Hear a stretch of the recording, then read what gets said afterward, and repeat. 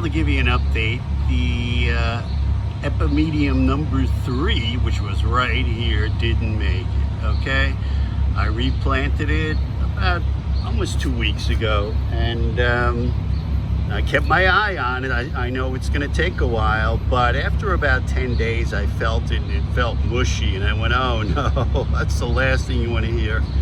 And then when I pulled it up, so I pulled it up to look at it, and it looked bad. It looked dead and mushy and like it was rotting. So that was it for the Epi, okay? Instead of just killing it, I gave it one final chance, and I moved it to a new pit down the block there, actually. Let's call that last chance pit. But I'm pretty sure it was dead. So what I did is, at this time of year, I'm not gonna plant another root. I called it Epi 3 because there were 4 Epis. It's the only thing from root that survived. Here you go, here's number 1. Looking good. There's number 2. Also looking good, number 4. So I'm really happy with this choice. Okay, so what I'm gonna do is I bought one in a quart pot. It'll be here in a few days. And I'm gonna put that in. Now, I'll probably move this Terrania, okay, because it's temporary anywhere. And you know, there's just about enough space. I'm hoping the Epimedium won't go back more than about 6 inches, and so we'll just clear the toad lily I have, okay? So, I'll show you when I get that. All right, I got the new Epimedium in, and I'm really happy now. So there's the old one, here's the new one. Of course it's bigger, but eventually it'll fill in. There's the other one. So now the whole row will be Epimedium in the next year, which is what I'm really looking forward to. Okay, now I also ended up doing a major transplanting because I didn't like having both toad lilies on this side. It was too much. So you can see what I did is I moved one over there on that side, and then one over there on this side. Okay, the other thing I did is I moved the Ochera, so you'll see that. All right, and well, let me tell you the major thing. And then I also moved the hellebores a little bit. I like the position of everything else now. These are temporary, of course, but that's permanent, and that'll have plenty of room to go. That's temporary. And then this will fill in, that'll fill in, that'll fill in. So I think all the perennials are gonna fill it in really nice, okay? Now coming over to this side, we got our Trooper Begonia. I threw one of the New Guinea. I don't think it's gonna make it, okay? But I just threw it there because it's sunnier to give it one last chance.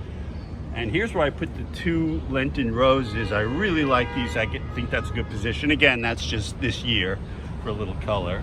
And the same with, we're gonna see how this Impatiens does. But then there's the other one.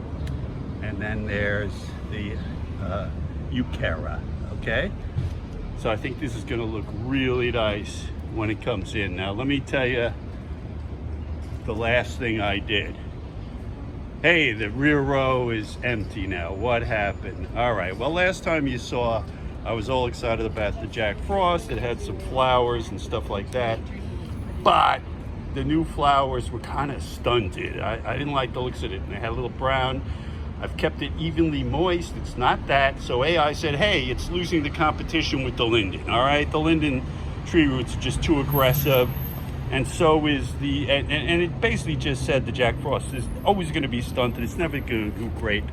All right, I mean, anything I put in here will be a little stunted, but here's what I did. I got instead a Geranium Macrorrhizum, and that supposedly kicks ass. That should be very stable. I got 3 quarts, so I'm going to put one there, one here in the middle, and then one there, and eventually over time they'll all join together. I'll have a nice back.